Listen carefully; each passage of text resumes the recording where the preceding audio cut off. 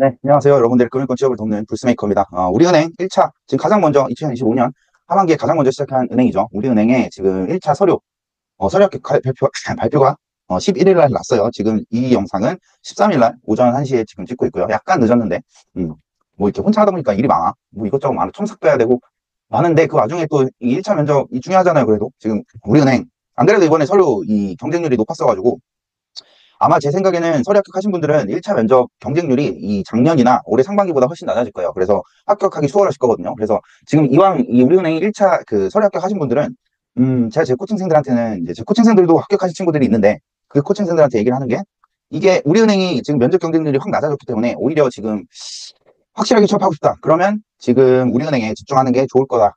우리은행에 집중해라. 이렇게 말씀드려요. 그리고 지금 우리은행이 제가 제 코칭생들 봐도 이번에 합격률이 마냥 높은 편이 아니거든요.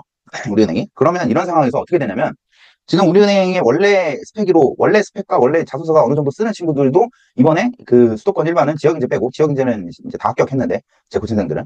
수도권 중에 일부 떨어진 친구들이 있단 말이에요. 근데 이 친구들 스펙이, 그 떨어진 스펙이 아니에요. 떨어진 스펙이 아니었는데도 불구하고, 이번에 이 티오가 확 줄면서, 그러니까 서류 배수가 확 줄면서 떨어졌단 말이에요. 그러면 이런 친구들이 국민신한 하나은행에 몰릴 거란 말이에요. 그렇죠?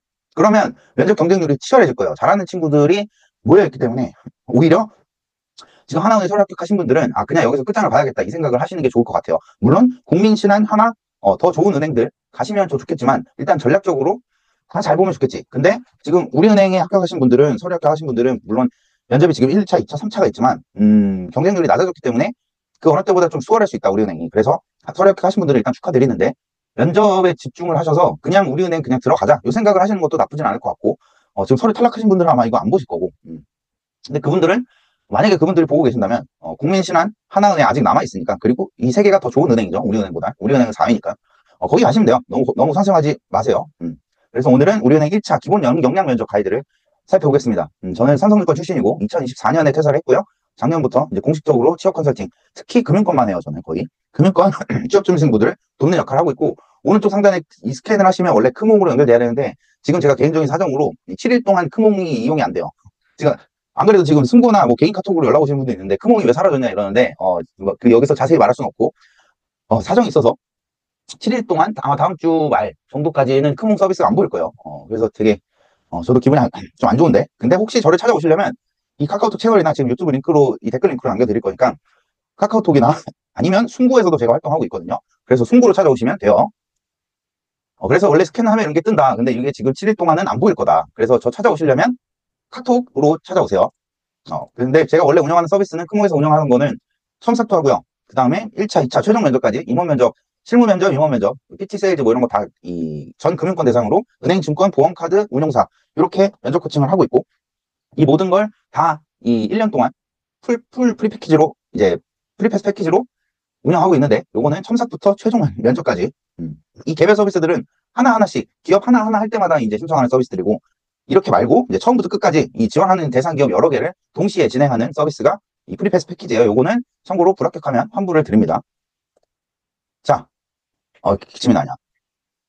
자, 우리은행 서류 접수 마감이 아니라 이제 이 서류 발표가 났죠. 발표 나고 지금 이제 1차 면접 준비를 하고 계실 거예요. 그래서 이미 지금 면접 스터디 구하고 계신 분들이 있는 것 같고, 아니면 면접 스터디 안 해도 개인적으로 준비하시는 분들이 있을 것 같은데, 이 영상 보고 계신 분들은 아마 지금 1차 면접을 앞두고 계신다는 뜻이겠죠. 일단 잘 보시라고 말씀드리는 의도에서, 잘 보셨으면 하는 마음에서 이 영상을 찍고 있고, 그리고 제 코칭생들도 이렇게 이 서류 합격해서 17일 또는 22일, 23일 이렇게, 개인금융은 17일에서 18일인 것 같고요. 개인금융 기업금융은 지역인재는 22, 23이고, 그리고 이 외 기타 전형은 아마 17일에서 18일 이때 개인금융 기업금융과 같이 면접을 보게 될 거라고 예상을 하고 있습니다. 1차는 기본 역량 면접입니다. 그러니까 우리가 쉽게 생각하는 다대다 이 자기소개서 기반 인성 질문이 들어온다. 그런 면접이 1차 면접이다. 이렇게 생각하시면 되고요. 자, 본격적으로 말씀드리기 전에 제 홍보 대표 학자 인터뷰 영상들 보셨을 텐데, 그 친구들 저한테 이제 코칭 받으면서 면접 코칭 받으면서 제가 막 뭐 자기소개 이상하게 하거나 발언 이상하면 막 화내면서 이렇게 가르치는데, 화를 내는 이유는 그렇게 하면 안 된다. 너 합격해야 되니까 합격하는 방향으로 알려드리기 위해서 조금 열정적으로 하다 보니까 화도 내고 막 하는데, 물론 칭찬도 하고 그랬는데, 혼나면서 강해진 코칭생들이 결국엔 2최종 합격했다. 그래서 이 친구들 이 친구들 말고도 합격한 친구도 많은데 일단 대표 합격자 영상으로 올라간 친구들은 이렇게 있어요. 근데 이 친구들도 저랑 제가 면접 코칭 하면서 스터디 카페에서 많이 했어요. 많이 해서 결국에는 최종 합격까지 갔다. 근데 지금 이거 1차 면접이죠. 근데 이 친구들도 1차 면접부터 이제 제가 코칭을 했어요. 그래서 지금도 이렇게 하고 있다. 이 사진은 과거 사진인데 지금 찍어놓은 게 없어서, 그래서 지금 우리은행부터 면접 대비를 시작했고 면접 대비자를 이제 코칭생들한테 발송을 했고 내일 올해 뭐 계속 이 17일 전까지 계속 진행을 할 거예요. 온라인 오프라인 병행이 될 수 있는데 가급적이면 저는 대면만, 이번에는 대면만 진행하려고 해요. 왜냐면 비대면은 효과가 대면보다 훨씬 떨어집니다. 면접 자체가 실제로 면접관과 1대1 또는 다대다로 얼굴을 보면서 진행하는 거기 때문에 아무래도 면접 코칭, 모의 면접할 때, 저랑 모의 면접할 때 실제로 보고 그 사람의 가까이서 표정과 억양과 뭐 손짓, 발짓, 뭐 혹은 뭐 안 좋은 습관들이 있거든요. 사람마다 뭐 손을 막 움직인다든가 나처럼 이렇게, 아니면 눈을 깜빡깜빡 하는 사람, 뭐 이런 것들 다 잡아내려면 대면이 훨씬 효과적이라서 대면으로 진행할 거고, 혹시 이거 보시는 분들은 혹시 1차 면접 코칭 필요하다 하시면 대면으로 진행할 거니까 그렇게 알고 계시면 되고요. 이게 좋은 이유는 제가 전직자 관점으로 면접관이 이 자소서를 보고 또는 자소서 외에 핵심 질문들이 어떤 질문이 나올지를 저는 알고 있어요. 대부분. 그래서 미리 현장에서 실전에서 받게 될 질문들을 모의 면접을 통해서 미리 받는다. 그래서 이제 실제로 코칭생들이 면접 보고 나오면 무난했다. 거의 준비한 질문에서 대부분 나왔고 준비한 대로 답변을 했다 해서 대부분 많이 합격을 했어요. 그래서 지금까지 누적 통계는 원래 올해 상반기까지는 거의 100%였는데 지금 제가 아무래도 조금 인지도가 조금 약간 정도 올라가고, 그리고 저를 찾아오시는 분들이 많아졌기 때문에 지금은 100%가 훼손이 됐어요. 안타깝게도. 근데 내가 100%가 아닌데 여기서 100%다 할 수는 없고, 근데 90% 이상은 아직도 유지를 하고 있어요. 그래서 면접 코칭 합격률이 높으니까 도움 필요하시면 1차 아니더라도 이거 보시고 저를 알아두시고 2차, 3차 때 필요하시면, 특히 2차 때 PT 세일즈 뭐 토론, 팀워크 프로그램 이런 거 어렵잖아요. 사실 2차가 가장 두려워하실 거예요. 그때 저를 꼭 찾아오시면 좋겠어요. 왜냐면 제가 그때, 제가 이제 곧 가이드 영상도 올릴 건데, 2차 면접 가이드 영상도 올릴 건데, PT 이미 지금 대비 자료는 다 만들어 놨어요. 근데, PT 문제 뭐 나오고, 세겔즈 문제 뭐 나올지 제가 미리 다 만들어 놨거든요. 그래서 그걸로 이제 저랑 연습을 하시다 보면, 실전에서 압도적으로 유리한 이 고지를 점령하시게 될 겁니다. 1차 면접 개요는, 1차 면접 어떤 방식으로 진행되냐. 면접관 2명 또는 3명. 여기에는 이게 뭐 해마다 바뀌고, 반기마다 바뀌긴 하는데, 기본적으로 면접관 2명 이상이고요. 한 명이 외부 면접관이 들어오는 경우가 있어요. 근데 일단 상반기에는 제가 듣기로는 외부 면접관 빼고 이 신한은행 현직자, 우리은행 현직자 2명이랑 지원자 7명에서 6명에서 8명 사이, 이제 결시자도 있기 때문에 6명에서 8명 사이로 이렇게 2대7로, 2대8로 이렇게 진행이 됐다. 그리고 앞에서 말씀드렸지만 지금 2025년 하반기 우리은행은 서류 배수가 확 낮아졌어요. 그래서 서류 합격률이 낮았기 때문에 면접 합격률이 높으실 거예요. 그래서 가급적이면 면접 합격률이 높을 거니까 면접 경쟁률이 낮을 거니까 우리은행 면접 잘 봐서 가셔라. 근데 보면 1차, 2차 최종 면접 아직도 3단계나 남았어. 그래서 아직 갈 길이 멀지만 그래도 평소보다 면접 합격률이 높을 거니까 이거 보시는 분들 꼭 좋은 결과 있길 바랍니다. 나랑 함께 좋은 결과 만들면 더 좋고요. 1차 면접은 기본 역량 면접이고, 기업금융, 개인금융, 미수도권은 우리은행 본점에서 진행하고요. 이번에는 지역인재, 작년에는 지역인재도 본사에서 했는데 이번에는 지역인재는 지역별로 봅니다. 그래서 멀리 이동할 필요가 없다, 편해졌다. 아마 이번에 상반기에 뭐 너무 멀다 뭐 이런 불만이 있었나 봐요. 그래서 이번에는 지역인재는 지역별로 진행한다. 그리고 정장 금지예요. 빨간색으로 적어놨어요. 자율복이고 정장 금지다. 근데 이걸 보고 무슨 옷을 입어야 되냐 저한테 질문하시는 분들이 있어요. 제 코칭생 중에도. 그리고 제가 뭐 오픈 카톡방 이런 데 제가 몰래 숨어 있긴 한데 거기서도 막 뭐 입어야 되냐 뭐 이런 분들이 있더라고요. 이거 상반기 가이드 영상에서도 말씀드렸는데 일단은 정장 금지라 했으니까 절대 타인은 하고 가지 마셔야 되고요. 남자 같은 경우에는 이렇게 이 정도로 비즈니스 캐주얼 정도로, 지금 제 복장 정도로 가면 조금 헤비해요. 이거는 정장이라도 꼭 볼 수도 있을 것 같아서 이 정도까지는 일단 이 안에 셔츠보다는 이 면티가 더 어울릴 거예요. 그게 이 정장 금지 핏에 어울리는 이 복장이거든요. 그래서 가급적이면 셔츠보다는 자켓에 이 면티 하얀색이나 아니면 우리은행의 이 브랜드 컬러인 블루 계열로 이렇게 배치를 해주시면 좀 센스가 아니라 그 정도는 면할 거야 아마. 현장 가면은 이거 뭐 제 영상 보시기도 하고, 아니면 기본적으로 뭔가 푸른색의 계열의 색감 센스가 있는 사람이면 푸른 계열의 포인트를 뭘 주려고 할 거야. 이 자켓을 푸른색으로 하든가, 아니면 이 자켓이 푸른색일 거면 안에는 흰색 티를 입으시고요. 자켓이 푸른색이 아니다, 검정이나 회색, 뭐 차콜 이런 거다, 그러면 안에를 조금 블루 계열로 그 스카이블루 계열로 해주시면 좋겠죠. 나 여성분들 면접 옷은 잘 몰라. 나 며칠 전 때 면접 봤을 때도 뭐 여성분들 나는 거의 다 정장만 봤고, 나 때는 뭐 정장 금지가 없었거든. 그래서 거의 다 정장 입으셨는데 여성분들은 아마 이 정도로 입으시면 될 것 같아. 이 이름이 뭔지 모르겠는데 이거 보고 정장 아니야 싶을 수도 있어요. 근데 내가 여성 정장의 이 정의를 잘 모르겠어. 근데 이 정도면 캐주얼, 이 정도면 괜찮을 거예요. 그리고 특히 오른쪽에 이 운동화처럼 보이죠? 단화인가? 이 정도로 가시면 충분할 거예요. 이런 느낌으로. 사실 뭐 제가 좋아하는 느낌이에요, 이게. 아무튼. 그래서 이제 본격적으로 말씀드리면, 자, 모든 면접, 자소서 쓸 때도 제가 말씀드렸고, 면접 때도 똑같죠. 우리은행의 비전 핵심 가치 인재상은 알고 계셔야 돼요. 왜? 여러분들을 평가하는 그 평가표가 있거든요, 무조건. 면접 보실 때. 면접관들이 뭘 적을 거예요, 계속. 그게 여러분들 평가하는 이 기준이 되는 이 내용들을 적고 있는 건데, 그걸 보고 최종 점수를 매길 거야, 아마. 등급이나.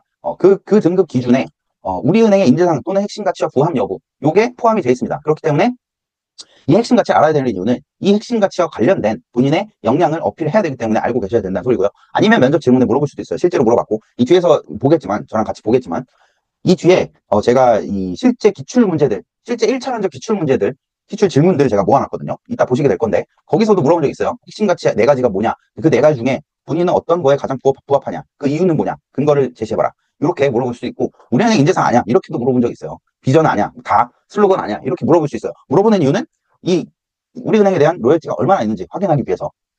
그래서 이것도 알아두셔야 된다. 외워두셔야 돼요. 그래서 인성, 도전, 창의, 전문성, 플러스 고객 중심 혁신 이런 키워드로 어필해야 되고, 그리고 우리은행 인재상 비전 슬로건 핵심 가치 요거는 가급적이면 다 외워 가셔라. 대뜸 물어볼 수 있어요.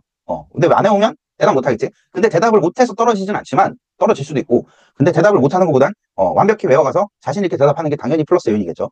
물론 이 쪼잔하게 좀 그 핵심 가치 네 가지 다 알고 계세요 했을 때 모른다고 떨어뜨리는 면접관도 있을 수는 있는데, 나였다면 좀 봐줄 너무하잖아.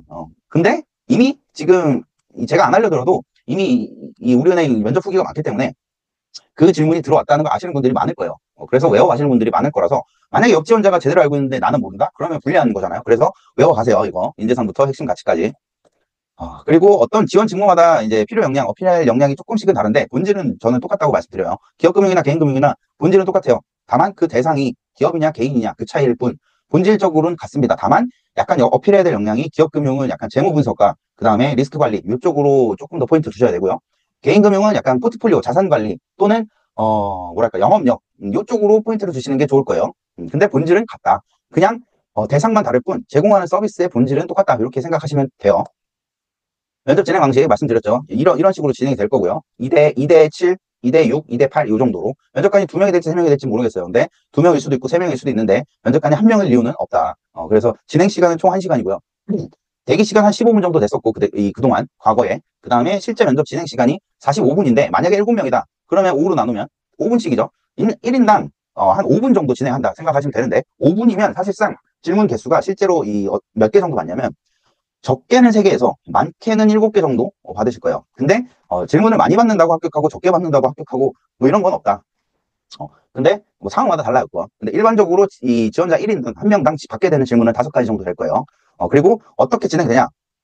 그동안의 데이터로 이제 제가 분석한 결과, 자기소개 일단 무조건 거의 항상 자기소개를 시작했고요. 1분.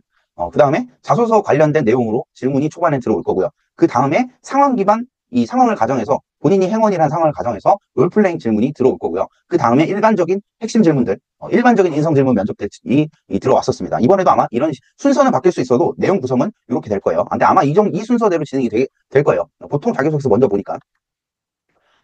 그래서 1차 면접에서 1차 면접뿐만 아니라 앞으로 진행할 모든 면접의 이 인성 면접의 핵심 질문은 이 5가지 카테고리로 분류할 수 있습니다. 첫 번째는 자기소개고요.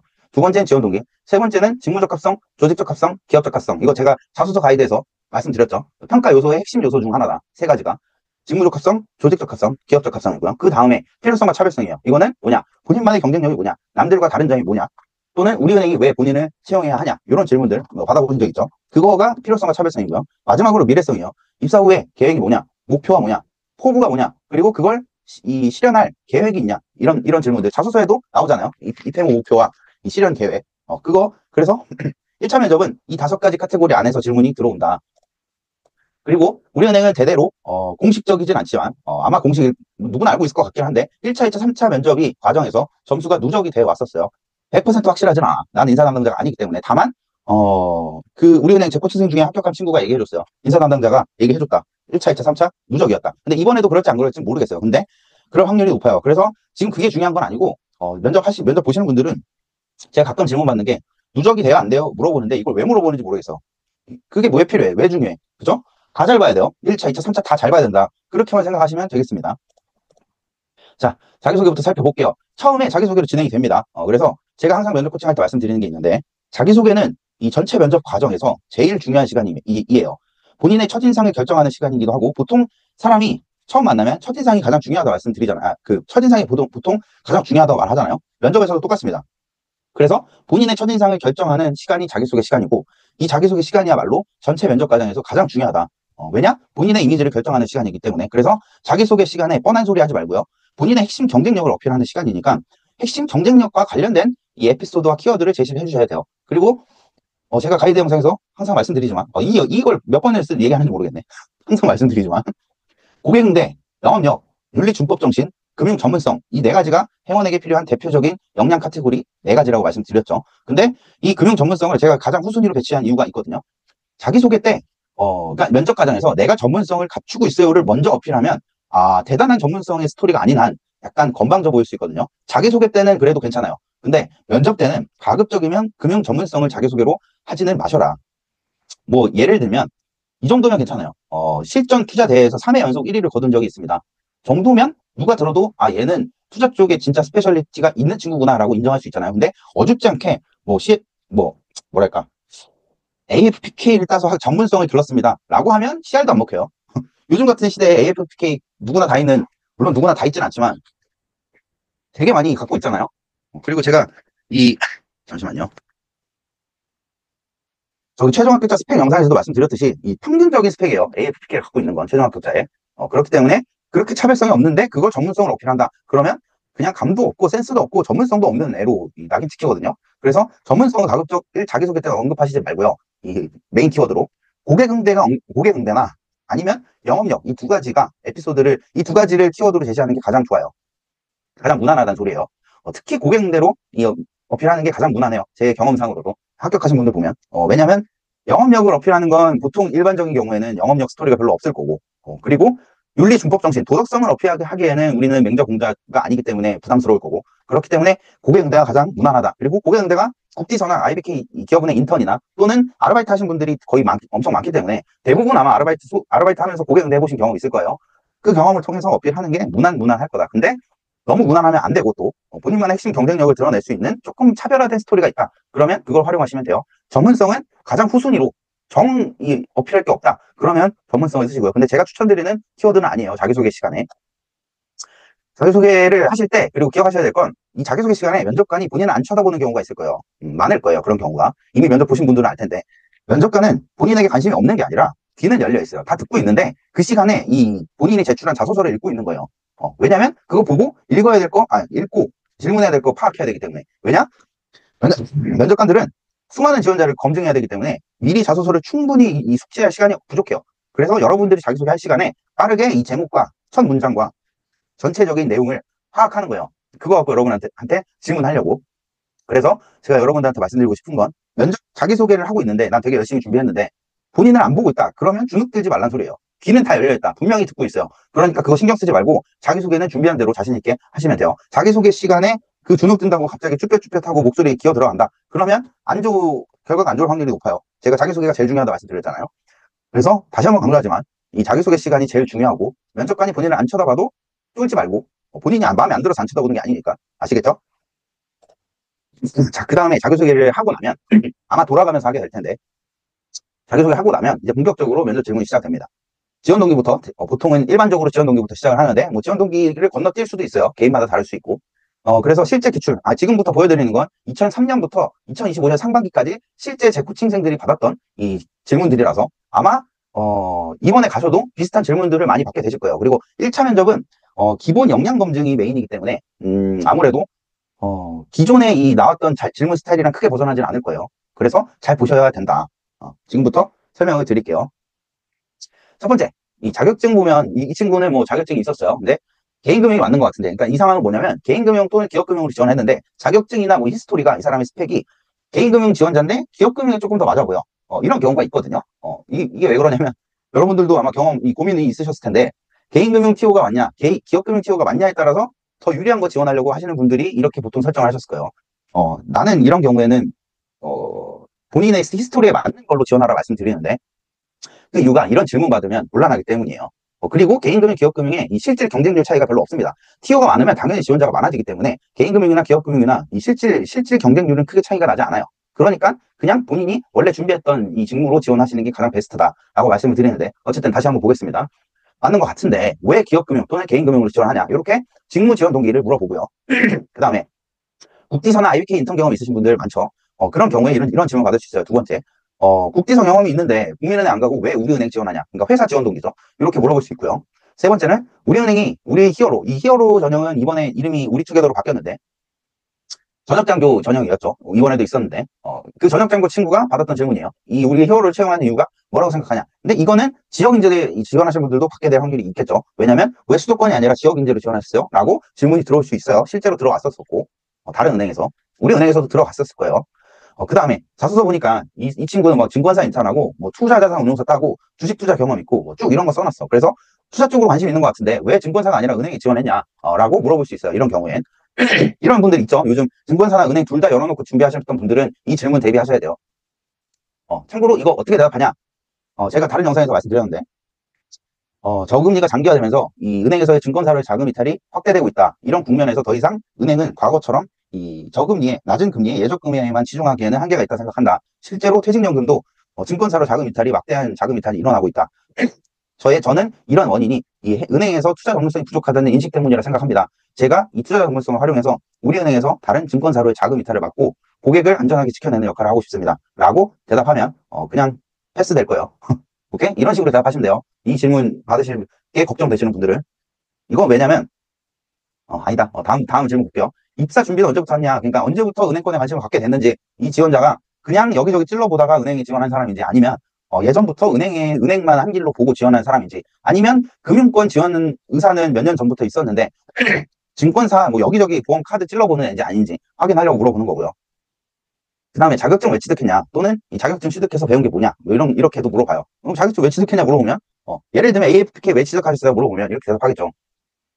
고령화가 100세 시대에 고령화에 따른 이 은퇴자산 부족으로 자산관리 필요성이 증가하고 있다고 생각합니다. 저는 행원이 되겠다는 이 목표를 세운 후부터 자산관리의 전문성을 갖춰야 되겠다는 생각에 AFK를 취득해서 은퇴 설계, 상속 설계, 투자 설계, 부동산 설계, 이렇게 종합적으로 고객에게 자산관리 서비스를 제공할 수 있는 역량을 길러왔습니다. 라고 대답하면 이 모범 답변이에요. 자, 그 다음에 직무적합성입니다. 이 가장 중요한, 자소서에도 그렇고 면접에서도 그렇고 직무적합성이 가장 중요해요. 그러니까 직무에 필요한 역량을 갖추고 있냐, 이게 제일 중요합니다. 왜? 결국에는 채용을 왜 해요? 일할 사람 뽑으려고 하는 거잖아요. 그러니까 직무 역량이 가장 중요한 요소예요. 물론 다른 뭐 인성이나 조직적합성 이런 것도 다 중요하지만 가장 중요한 건 결국엔 이 사람이 일을 잘할 만한 사람인지, 그게 제일 중요하거든요. 그래서 제가 별표를 쳐놓은 거예요. 그리고 1차 면접의 메인 검증 요소는 이 직무 적합성이기도 합니다. 그래서 행원에게 필요한 전문성이란, 제가 앞에서 고객응대, 그 다음에 영업력, 금융 전문성, 윤리 준법 정신, 이 네 가지가 대표적인 키워드라 말씀드렸죠. 여기에서는 주로 금융 전문성이나 고객 응대 역량을 검증합니다. 어떻게 하냐? 첫 번째, 상황을 가정해서 롤플레잉 질문을 해요. 그리고 두 번째는 자소서 내용에 그 내용, 뭐 전문성 관련된 내용이 적혀 있다. 그러면 그걸로 검증 질문을 하면서 검증을 하고요. 세 번째는 자소서가 아니고 롤플레잉도 아니다. 그러면 일반적인 질문으로 검증을 합니다. 그래서 이 금융 전문성이나 이런 전문적인 능력을, 금융 전문성과 고객 응대 역량이 두 가지가 있는데, 행원에게 여기서 직무 적합성으로 검증하는 내용은 금융 전문성을 어필하려면 매크로뷰가 명확히 설정돼 있어야 되고요. 그리고 민원 응대, 고객 응대 역량이죠. 이런 거는 이제 상황 대처 능력. 뭐 예를 들면 뒤에서 볼 거예요. 어떻게 질문이 나왔는지 뒤에서 보면서 설명드릴게요. 자, 첫 번째, 상황 가정 롤플레잉이에요. 이렇게 질문이 들어와요. 고령 고객 또는 사회초년생 또는 고액자산 고객이 찾아왔다. 본인이 행원이라면 그 고객에게 지금 어떤 포트폴리오를 구축 제안할 거냐 라고 물어봅니다. 그러면 여기서 대답은 지금 현재 경제 상황이 이렇고 앞으로 경제 상황은 이렇게 될 것 같고, 이에 따라서 안정성 비중보다 투자성 비중을 높여야 될 시기라고 판단하기 때문에 주식형 자산의 몇 프로, 안정성 채권형 자산의 몇 프로, 이렇게 제시를 하겠습니다. 라고 대답을 해주면 돼요. 이렇게 하려면 매크로뷰가 수립이 명확히 돼 있어야겠죠. 근데 제가 원래 이 매크로뷰 영상을 먼저 올리려고 했는데, 지금 우리은행 1차 면접이 워낙 급박하게 17일이잖아요, 시작이. 며칠 안 남았기 때문에 원래 매크로뷰 영상부터 제가 올리려고 했는데 이거부터 올린 거예요. 근데 매크로뷰 영상은 아마 며칠 올릴지 모르겠는데, 제가 올리기 전에 면접을 보셔야 된다면, 뭘 하셔야 되냐면, 저는 데뷔 자료로 매크로뷰를 이미 수립해서 코칭생들한테 드리긴 했거든요. 근데 이 영상 속에서 다루기에는 좀 한계가 있어요. 왜냐면 그건 별도 영상으로 만들 만큼 분량이 많기 때문에. 근데 만약에 또 이 매크로뷰를 어떻게 수립해야 될지 모르겠다 하시는 분들은 증권사 리포트 있거든요. 그 네이버 증권 들어가면 증권사 리포트에 경제 전망이나 뭐 시장 투자 전략 이런 게 있어요. 거기 들어가면 금리, 일단 경제 성장률부터 경제 성장률, 금리, 환율, 주식시장, 부동산 시장, 이렇게 메인 자산들에 대한 의견들이 다 있을 거거든요. 그거 참고해서 쓰시면 돼요. 본인의 생각과 맞는 이 리포트를 찾아서 그 포인트들을 집어내서 준비해 가시면 돼요.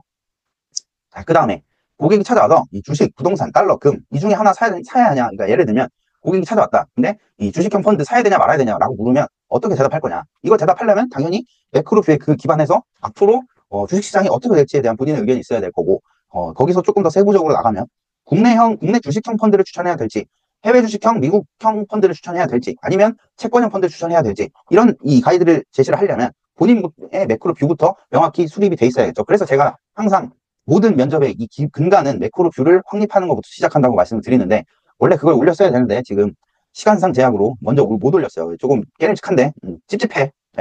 원래 그것부터 제대로 잡고 시작해야 되는 거거든요. 그쵸? 근데 조만간 올릴 거예요. 그래서 일단 구독이나 알림 설정 해두시고 올라오면 바로 보세요. 이거 아마 1차 면접 시작하기 전에 올릴 수도 있고 그 뒤에 올릴 수도 있는데 일단 언제 올릴지 모르겠으나 예의 주시하고 계세요. 그거 올라오면 꼭 보셔야 돼요. 참고로 제가 그 과거에 제 유튜브에 올라가 있는 영상들, 과거 영상 보시면 2025년 상반기 대비용 매크로뷰 이 수립 영상 있거든요. 그것처럼 올릴 건데 거기에서 제시한 의견이 거의 다 맞았어요, 제가. 그러니까 나는 이제 증권사 현직 출신으로 희위 출신이니까 누구보다 자산관리 전문성이 뛰어날 거 아니야. 그러니까 제 의견을 대로 하시면 돼요. 하시면 되는데 지금 여기서 제 의견을 제시해드릴 수는 없다. 안타깝지만 내 머릿속에 이미 다 있어요. 자료도 있긴 한데 이 영상으로는 별도로 만들 거예요. 그러니까 기다려 주세요, 일단. 그래서 뭐 부동산도 그렇고 달러도 그렇고 금도 그렇고 이런 거 다 이 개개인 대표적인 자산별로 앞으로 어떻게 될지에 대한 이 본인만의 뷰가 명확히 서 있어야 된다. 그래야 이런 질문 들어올 때 자신 있게 대답할 수 있죠. 세 번째, 고객이 지점에 찾아와서 그러니까 국민은행 접근금리 더 높은데 왜 우리은행은 이렇게 낮아요? 저는 그 주거래 한 10년 동안 주거래였는데 그냥 국민은행으로 옮길래요. 라고 한다. 이럴 때 본인은 어떻게 대응하실 거예요? 라고 면접 질문이 들어옵니다. 이거의 질문 목적은 위에 두 개는 금융 전문성이고요. 아래 두 개는 고객 응대 역량이에요. 민원 응대 역량. 이것도 회원에게 필요한 역량이라 했죠. 그래서 이런 상황에서 어떻게 대처할 거냐. 그리고 고객이 앞에 앉아 있는데 갑자기 본사에서 급한 연락이 왔다. 이럴 때 본인은 고객 업무 처리를 우선으로 할 거냐 아니면 본사 연락을 먼저 받을 거냐 이런 질문도 들어와요. 실제로 비일비재한 일이고요. 실제 일을 하다 보면 그렇기 때문에 여기서 어떻게 대처할 거냐 또는 지원자가 어떤 생각을 갖고 있냐 이 사람이 어떤 사람인지를 파악할 수 있겠죠. 이걸 들으면 얘는 이제 일할 때 뭐 곤란하게 알아서 센스 있게 잘 대처하겠구나 이런 이 업무 센스를 파악할 수 있겠죠. 이런 질문을 해보면. 그래서 이렇게 롤플레잉 형식으로 이 질문이 들어오고요. 이게 아니면 자소서 기반으로 들어올 수 있는데 만약에 자소서에 투자 동아리 경험이 있다 하면 만약에 그때 어떤 거 투자했냐, 투자한 이유는 뭐냐, 근거는 뭐냐 이런 식으로 물어볼 수 있고요. 검증 질문이. 고위투자대회에 참가한 경험이 있는데 그때 뭐 수익률 얼마 거뒀다 했는데 그때 투자 종목은 어떻게 올랐냐, 왜 그걸 투자했냐 이렇게 물어볼 수 있고요. 경제신문 읽는 습관 들였다고 요거 쓴 자소서에 쓰신 분 많을 건데 경제신문 중에 최근에 읽었던 경제 기사 중에 기억나는 거 또는 최근에 읽었던 기사 중에 우리은행 관련된 기사가 기억나는 거 있냐 뭐 이런 식으로도 물어볼 수 있고요. 어쨌든 경제신문 읽는 습관 들였다고 하면 가장 최근에 기억나는 경제 기사 뭐 있냐 또는 은행 관련 기사가 뭐 있냐 이런 식으로 물어볼 수 있어요. 물어보는 이유는 이 사람이 자소서에 적은 게 진실인지 아닌지 확인하는 목적이 첫 번째고요. 두 번째는 그 꾸준하게 금융권에 관심이 있었냐. 그러니까 이 사람은 은행권에 계속 관심이 있던 사람이냐. 계속 관심이 있던 사람이면 당연히 제가 코칭생들한테 말씀드리는데 한국경제만큼은 매일 읽으라고 제가 가이드를 드리거든요. 그걸 매일 읽었을 거란 말이에요. 그러니까 금융권에 진짜 들어가고 싶은 사람이었다면 그러면 이 질문에 대해서 당연히 자연스럽게 대답할 수 있겠죠. 그걸 확인하려고 물어보는 거예요. 그 다음에 이 자소서에 거시경제 흐름을 읽는 안목을 길렀다. 요거는 제가 첨삭할 때 가끔씩 넣는 문장인데 이렇게 쓴 경우 그러면 본인은 앞으로 미국이나 한국 금융시장은 어떻게 될 것 같냐 또는 뭐 경제 성장률은 어떻게 될 것 같냐 뭐 금리는 어떻게 되고 주식시장 어떻게 될 것 같냐 이런 식으로 물어볼 수 있고요. 자소서에 뭐 자격증 취득했다고 써신 분들이 많을 거예요. 또 그 경우엔 예를 들면 투자사야. 그러면 투자사 운용소에서 어떤 부분이 기억에 남고 그 배웠던 게 뭐고 그 배운 점을 우리은행에서는 어떻게 활용할 수 있나요? 이런 질문이 들어온다. 신분사도 마찬가지. 그 다음에 이게 자소서도 아니고 롤플레잉도 아니다. 그러면 일반적인 핵심 질문 위주로 물어봅니다. 이런 식으로요. 은행원이 무슨 역할을 한다 생각하냐? 이거는 은행의 역할을 제대로 알고 있냐? 라는 거고. 신입병원 된다면 하루 일과가 어떻게 진행이 될 것 같냐? 그러니까 이 사람이 은행권에 계속 지원하는 사람이 관심이 있던 사람이면 은행원이 무슨 일을 하는지는 알고 지원했을 거 아니에요? 그러니까 이런 거 알고 있냐? 또는 요즘 뭐 이자 이익이 감소하고 있으니까 비이자 이익 확대돼야 된다고 말은 하지만 그러면 면접관이 이렇게 물어볼 수 있어요. 그러면 비이자 이익 확대할 수 있는 방안 3가지 정도 말씀해 보세요. 라고 하면 대답할 수 있어야 되고요. 네 번째, 은행과 증권사의 차이는 뭐라고 생각하냐? 요 질문은 이제 아까 혹시 뭐 증권 쪽으로 스펙을 쌓으신 분들이 이 제법 질문 받을 수 있는 확률이 높은 이 질문인데, 은행과 증권사의 차이는 뭐고, 그러면 너는 왜 은행에 지원하냐? 요거 질문으로 또 이어질 수 있겠죠, 여기서. 그 다음에 개인금융, 기업금융. 우리은행은 개인금융, 기업금융이 나눠져 있는데, 개인금융 왜 지원했냐? 무슨 역할을 한다고 생각하냐? 기업금융은 왜 지원했냐? 기업금융에 무슨 역할을 한다고 생각하냐에 대해서 제시할 수 있어야 되고요.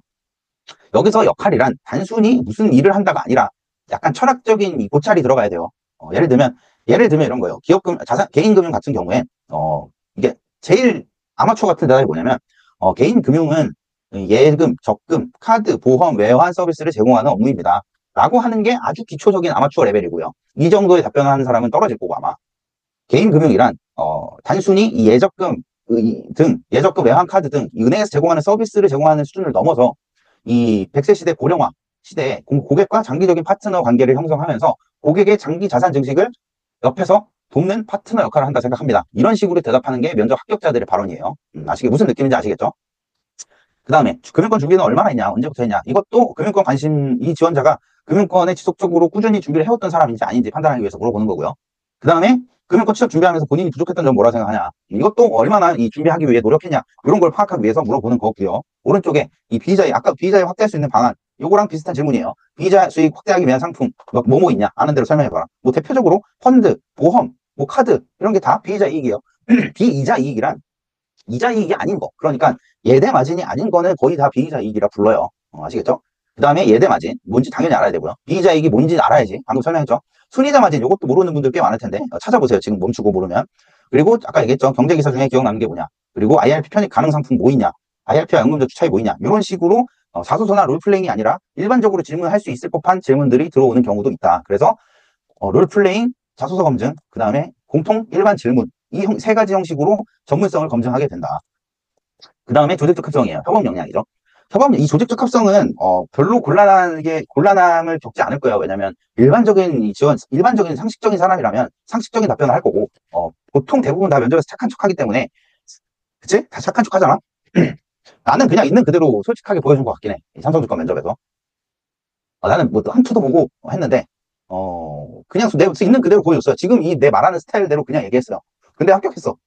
어쨌든 대부분 착한 척하기 때문에 뭐 조직 합성 관련해서 치명적인 인성 문제가 없지 않는 한 저는 별로 걱정을 안 해요. 제 코칭생들도. 근데 이런 질문이 들어왔다. 리더십이 뭐냐? 본인은 이 팀 프로젝트를 할 때 리더냐 팔로워냐 주로. 본인은 리더십이 뭐라 생각하냐? 뭐 이런 식으로 물어볼 수 있고. 함께 희생도 필요할 때 있는데 희생정신에 대해서 어떻게 생각하냐? 본인은 희생정신이 있냐? 희생정신을 발휘했던 경험이 있냐? 뭐 이런 식으로 물어볼 수 있고요. 함께 일할 때 선호하지 않는 또는 선호하는 동료 스타일은 누구냐? 솔직하게 얘기하면 돼요, 그냥. 상사가 좋아할 것 같은 신입사원은 누굴까요? 첫 번째, 금융 자격증 많고 스펙 좀 빵빵한 사람. 두 번째, 스펙은 없는데 열심히만 하겠다는 사람. 정답이 없는 것처럼 보이지만 사실 면접관은 이런 뭐랄까, 정답이 없는 이 두 가지 중 선택해야 되는 질문들을 받는 경우가 있잖아요. 예를 들면 효율이 중요하냐, 정확성이 중요하냐.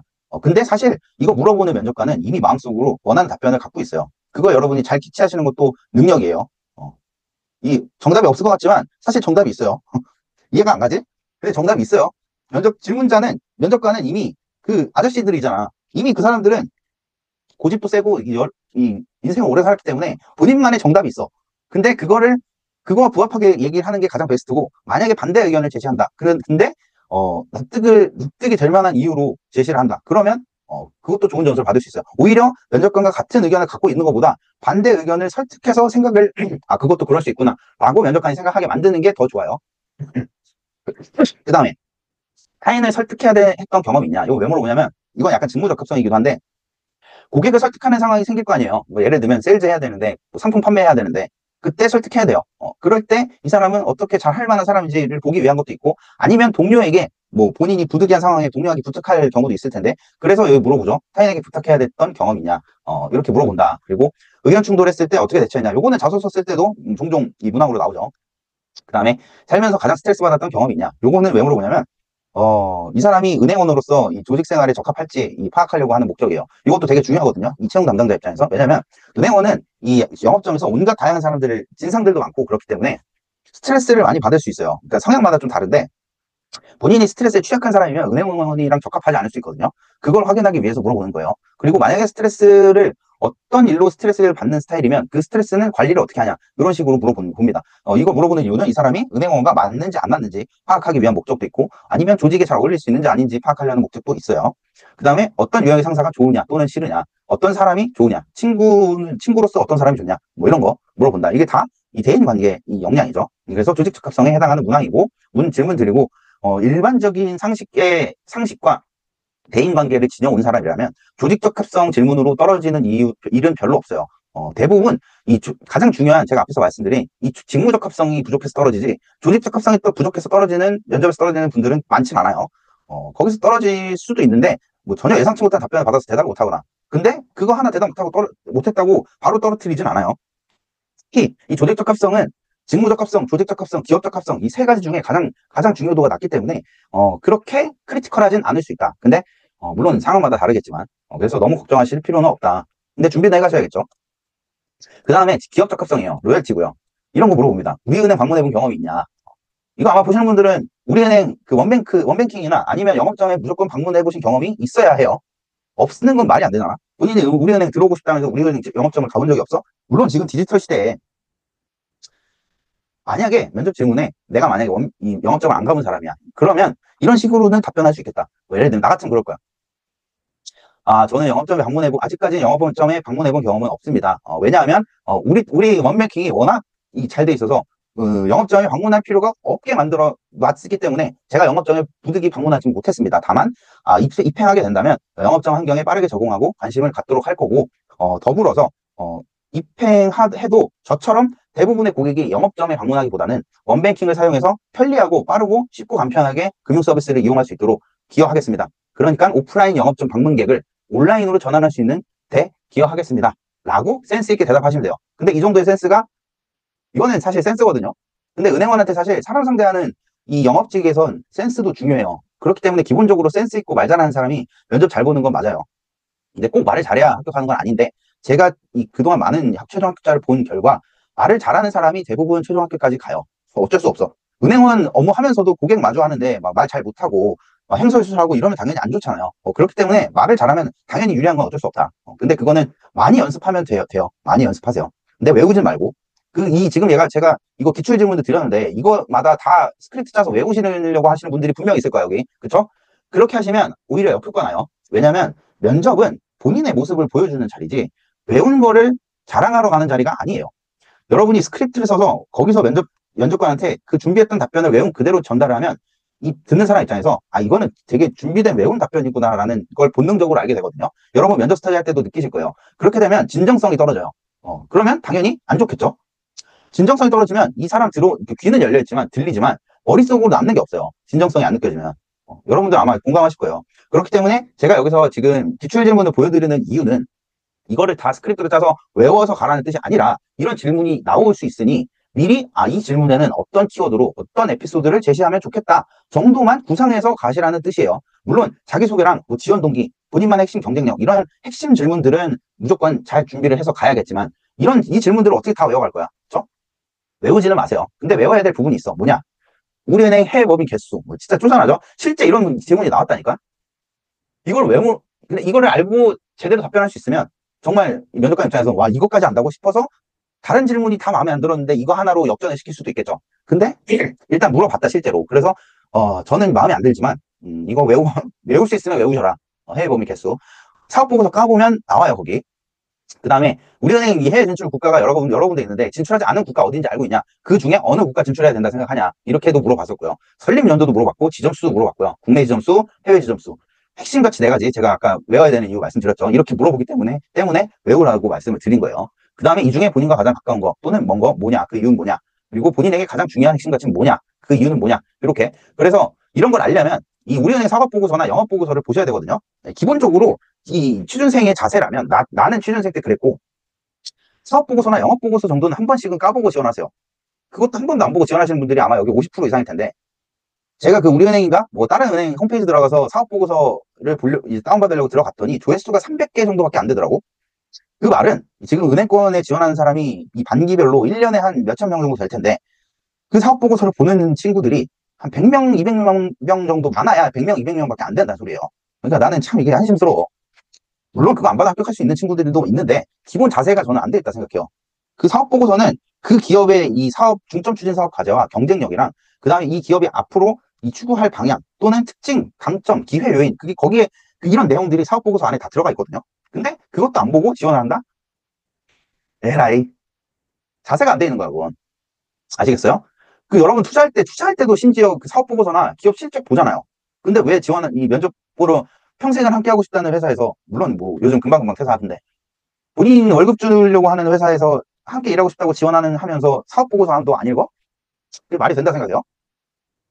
물론 안 읽어도 최종 합격자 있다. 근데 제 코칭생들은 다 읽었어요. 제가 읽게 시켰어요. 자료 주면서. 그래서 이 우리은행 사업 보고서나 영업 보고서 그 홈페이지 들어가면 IR 그 투자 정보 그 칸에 있을 거예요. 그거 다운받아서 보세요. 그리고 우리는 단기 순이익 얼마냐? 그러니까 이거 사업 보고서나 기업 분석 보고서를 안 봤으면 대답 못 한단 말이야, 이거. 그러니까 보세요. 아, 그리고 사업 보고서 분량이 엄청 많거든요. 거기서 중점적으로 봐야 될 부분은 이 사업의 내용 부분이에요. 그거 보시면 거기에 이 사업 개요와 앞으로 그 우리은행의 중점 추진 사업 과제 이런 거 파악할 수 있거든요. 영업 점수나 이런 거 다. 그걸로 보시면 돼요. 사업의 내용, 사업 보고서에서 가장 중요하게 봐야 될 부분은 사업의 내용 부분이랑 그 다음에 요약 재무제표예요. 아시겠죠? 그 다음에 우리은행이 글로벌 사업으로 어떤 전략을 실행하면 좋겠냐. 그리고 우리은행 관심이 안 드러나는데 왜 지원했냐. 이거는 약간 지원 동기이기도 하면서 동시에, 로열티를 다시 확인하려고 물어보는 거예요. 기회를 한 번 더 주는 거야, 이 질문은. 그 다음에 자산 관리를 가장 잘하는 곳이 어디라고 생각하냐. 우리은행에서 이렇게 물어봤다니까. 그러면 여기서 정신 나간 사람처럼 국민은행이요. 라고 하는 사람은 없겠지. 다 우리은행이라 할 텐데. 그러면 우리은행이 왜 자산 관리를 잘한다고 생각하냐. 이렇게 물어볼 수 있겠죠. 그리고 지금 여기에는 안 적어놨지만 그런 질문도 있었어요. 우리은행이 이 자산관리 시장에서 몇 위인지 알고 있냐? 그 친구는 대답을 못 했는데, 근데 최종 합격했어요. 일단 1차 합격하고. 근데 그 친구는 4위인 걸 몰라. 4위거든요, 우리은행은. 그러니까 우리은행의 거의 모든 분야는 4위라고 생각하시면 돼요. 근데 4위인 걸 일단 몰랐어. 그래서 대답을 못했죠, 그 친구는. 근데 4위인데 그 친구가 대답 못하니까 면접관이 4위예요, 4위. 근데 4위인데 왜 지원하세요? 라고 물어봤었어요. 그것도 대답을 못했다, 이 친구는. 근데 이런 질문 들어왔을 때 일반적으로 이 자산관리 명가 또는 기업금융의 강점을 활용해서 개인금융으로 연결시키는 이런 전략, 이런 것도 얘기할 수 있고, 아니면 TC, 토치하우스, 얘기할 수도 있고, 이런 것들 말씀해 주셔도 되겠죠. 근데 사실 우리은행이 자산관리를 잘한다? 제 기준엔 사실 현실적으로는 다 거기서 거기에요. 자산관리 잘하는 은행이 어딨어? 글쎄. 나는 없다고 생각, 다 비슷하다 생각해요. 그리고 은행의 역할이 아니라, 나는 이렇게 대답할 거야. 이런 질문 들어보면, 저는 은행보다는, 결국에는 이 자산관리의 차별성은 행원으로부터 나온다 생각합니다. 행원의 역량으로부터 나온다 생각하기 때문에 제가 소속한 곳이 곧 가장 자산관리를 잘하는 은행이라 생각합니다. 우리은행에서 자산관리를 수행하면서 우리은행이 가장 자산관리를 잘하는 곳이라고 고객이 인식할 수 있도록 이끌겠습니다. 라고 대답하면 이제 뻑이 가는 거지. 그치? 혹시 이 멘트 써먹을 사람은 써먹어도 돼요. 내가 허락할게. 이건 자소서가 아니기 때문에, 표절 이슈도 없고, 이렇게 대답하세요. 혹시 이런 질문을 받으면 아주 좋죠? 누가 이런 식으로 대답을 하겠어. 그쵸? 그 다음에, 우리 원뱅킹 당연히 사용을 봐야 돼요. 그리고 거기서 좋은 점과 아쉬운 점, 개선이 필요한 부분, 이런 것들도 발견하셔야 됩니다. 그리고 최근에 봤던 우리은행 기사 중에 가장 기억에 남는 거, 이것도 준비하셔야 되고요. 그 다음에 아까 말했죠. 단기순이익, 수수료순이익, 이런 거, 이 실적도 정확한 수치는 아니더라도 대략적으로라도 알고 계셔야 됩니다. 아시겠죠? 왜냐? 이런 걸 통해서 이 사람이 우리은행에 얼마나 관심이 있고 얼마나 우리은행이 입행할 의지가 많은가를 파악할 수 있기 때문이에요. 왜냐? 우리은행이 정말 들어오고 싶은 마음이 간절하다면 이런 세세한 거조차 외워서 들어올 거기 때문에. 맞죠? 그렇기 때문에 여러분의 간절함을 보여주려면 이런 것까지 알아야 되나 싶은 것까지도 알아두셔야 돼요. 언제 어디서 어떻게 질문이 들어올지 모르기 때문에. 그래서 사업보고서를 보면 이런 게 나온다. 1899년이 공식적인 사업보고서상의 우리은행의 시초다. 아마 지금 126년 됐을 거예요. 그쵸? 그 다음에 우리은행이 신용등급 알고 있냐? 이런 질문도 들어올 수 있는데 거의 대부분의 시중은행은 이 트리플 A예요. 가장 높은 신용 등급. 그 다음에 이 기업 분석 보고서. 이거는 이 구글에 우리은행 기업 평가라고 치시면 한국 신용평가에서 기업 분석 보고서 매번 발간하거든요. 주기적으로. 거기서 이 기업 분석, 만약에 사업 보고서 볼 시간이 없다 하면 구글에 우리은행 기업평가라고 치시고 거기서 약식으로 한 5페이지, 7페이지짜리 기업 분석 보고서가 있어요. 그거 보시면 돼요. 거기서 따온 건데 시장 점유율은 12%고 4위예요, 4위. 국민은행이 1위고, 그리고 중소기업 대출은 기업은행 1위고, 그래서 거의 모든 분야의 1위는 국민은행이고, 거의 모든 분야의 이 4위, 시중은행 중에 4위는 우리, 안타깝지만, 우리은행이라 생각하시면 돼요. 그리고 국내 점포수는 작년 말 기준으로 683개, 해외는 31개가 있다. 요것도 혹시 모르니까 외워가자. 올해 6월 기준으로는 658개가 31개다. 그러니까 점점 지금 영업점수를 줄이고 있죠. 요것도 참고 삼아 알아두세요. 지금 영업점을 감소시키고 있다. 그리고 인재상, 핵심 가치, 슬로건, 비전, 요것도 외울 수 있으면 외워라. 그 다음에 차별성과 필요성 질문이에요. 제가 말씀드렸죠. 직무적합성 질문 다음에 중요한 질문이라고 저는 말씀드리는데, 결국에는 이 비슷비슷한 지원자들 중에서 누가 합격을 하는 거냐면, 결국 이거 경쟁이잖아요. 2대 7인데, 이 7명의 지원자 중에 아마 3명에서 두세 명, 많게는 4명 정도 합격할 건데, 누구는 합격하고 누구는 떨어지는 이유가 바로 여기서 나오는 거예요. 차별성. 비슷비슷한 수준에서 조금 더 나은 모습을 보여줘야 그 사람이 뽑히겠죠. 군계 일학이라고 말씀드리는데, 다른 지원자들과 비슷하면 여러분을 뽑아야 될 이유가 없어요. 그러니까 여러분만의 이 차별화된 포인트를 어필을 해주셔야 돼요. 어떻게 하냐? 그 어필할 역량, 뭐 예를 들면 고객 응대 역량이다. 그러면 고객 응대 역량을 활용해서 과거에 성과를 도출했던 경험을 통해서 입증을 하셔야 된다는 소리입니다. 그래서 질문이 이런 질문 들어왔었어요. 본인이 다른 지원자들과 다르게 특별히 노력했던 부분이 뭐냐? 그러니까 은행원이 되기 위해서 본인이 다른 지원자들과 차별화되는 노력이 뭐였냐? 라고 물어봤었고요. 다른 지원자들 대비해서 본인이 갖춘 핵심 경쟁력이 뭐냐? 또는 본인은 지금 뭐 자격증도 없고 금융권 인턴이나 재활동도 없는데 왜 우리은행이 본인을 채용해야 되냐? 이런 질문들이 대표적인 차별성과 필요성 검증 질문이에요. 차별성이란 본인이 다른 지원자들 대비 어떤 점이 뛰어나냐. 그리고 필요성이란 우리은행이 왜 본인을 채용해야 되냐. 본인을 채용함으로써 우리은행에 어떤 기여를 할 수 있냐, 본인은. 이렇게 차별성과 필요성이 직무적합성 다음으로 중요한 분류 문항이에요. 그래서 예를 들면 고객 응대만큼은 내가 제일 자신 있다거나, 아니면 영업력은 나를 따라올 수 없다거나, 전문성만큼은 내가 최고 압도적인 전문성을 갖추고 있다거나, 아니면 나는 공자다, 나는 현자다, 나는 최고의 도덕성을 살면서 단 한 번도 쓰레기를 바닥에 버린 적이 없다. 그런 사람이 있나? 근데 이거 쉽지 않겠죠. 근데 그럴 만한 본인의 도덕성을 어필할 수 있는 사례가 있다면, 뭐 예를 들면 이런 건 할 수 있겠다. 길 가다가 쓰러진 사람을 구해서 심폐소생술을 해서 용감한 시민상을 받았던가, 뭐 이런 거는 뭐 약간 도덕성은 아니지만 적극성으로 어필할 수 있겠죠. 뭐 그런 건 도덕성은 쉽지 않을 거야. 그렇죠? 그 다음에 미래성이에요. 입행 후 목표나 포부, 비전, 계획, 이런 게 다 미래성인데, 입행하면 어떤 업무 하고 싶냐? 뭐 예를 들면 어떤 고객을 타겟으로 어떤 업무를 하고 싶다는 생각을 해봤냐? 이런 질문 들어올 수 있고요. 그 다음에 신입행원의 일과가 어떻게 될 것 같냐? 또는 지금 개인금융 지원했는데 기업금융 배치되면 어떻게 할 거냐? 또는 지금 한국에 살고 있는데 만약에 갑자기 폴란드로 배치시키면 어떻게 할 거냐? 또는 만약에 해외 발령 난다면 어느 국가를 왜 희망하냐? 또는 수도권인데 지금 지방 발령 물론 이거 지금 이번에는 이 지역인재와 따로 뽑기 때문에 이 수도권이 그럴 일은 거의 없을 거예요. 근데 만약에 이 면접에서 지역인재 친구들은 만약에 지금 지역인재 지원했는데 서울 발령 나면 어떻게 하실 거냐? 또는 서울 발령 났는데 이 지방 지역 발령이 나면 어떻게 할 거냐? 라고 물어볼 수도 있어요. 그럼 괜찮다고 해야지, 당연히. 아시겠죠?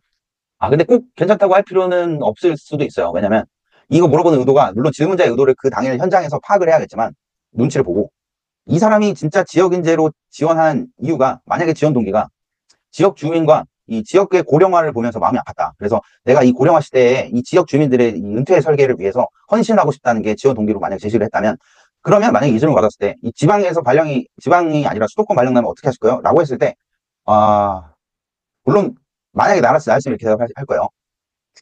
물론 이 회사의 방침에 따라서 인사 발령이 난다면 이 회사 방침을 따라야 되는 게 기본적으로 맞다고 생각합니다. 하지만 제가 아까 말씀드렸듯이 저는 지역인재로 지원하는 목표 자체가, 이유 자체가 이 지방의 소멸을 막기 위한, 이 행원으로서 지방 소멸을 막고 이 지방 고령화 사회에서 고령 고객들의 은퇴 설계를 하고자 하는 목적이 크기 때문에, 가급적이면 인사팀에 이 지역에 남을 수 없겠냐고 한번 설득은 해볼 것 같습니다. 하지만 설득되지 않고 발령으로 가야 된다면 회사의 방침에 따르겠습니다, 이렇게 발언하는 게 가장 모범적이에요.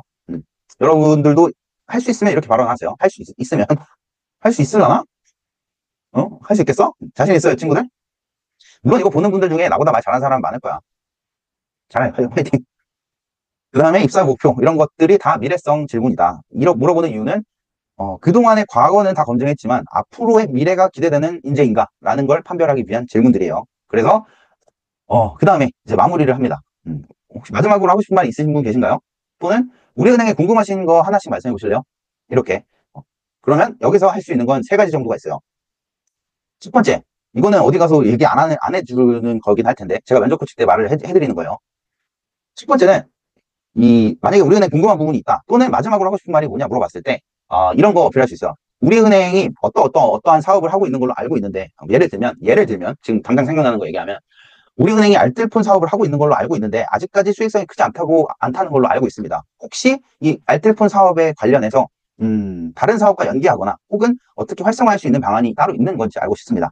이런 식으로 얘기를 할 수 있어요. 이렇게 얘기하는 이유는 진짜 알고 싶은 게 아니라, 내가 이만큼 우리은행이 관심이 많다는 걸 보여주기 위함이에요. 그래서 이런 식으로 1번을, 관심이 많다는 걸 어필하는 것도 방법 중 하나고요. 두 번째는, 어필하지 못한 핵심 경쟁력이 있다. 그러니까 만약 본인이 준비한 이 카테고리별로, 핵심 역량별로 에피소드가 있었는데, 그거를 면접 때 말을 못했어. 예를 들면, 면접 과정에서 전문성 관련된 에피소드는 어필했는데, 고객응대 관련된 에피소드는 어필을 못했다. 그러면 이 마지막 발언에 그걸 기회로 삼아서 어필을 할 수 있어야 돼요. 어필을 하셔야 돼요. 그리고 세 번째는, 만약에 면접 과정에서 갑자기 대답 못하거나 생각이 안 나는 경우 있잖아요. 그럴 때 대답 못한 게 있어. 그럼 계속 신경 쓸 거 아니에요. 그거를 마지막 발언에 이 마지막 기회로 삼으셔야 돼요.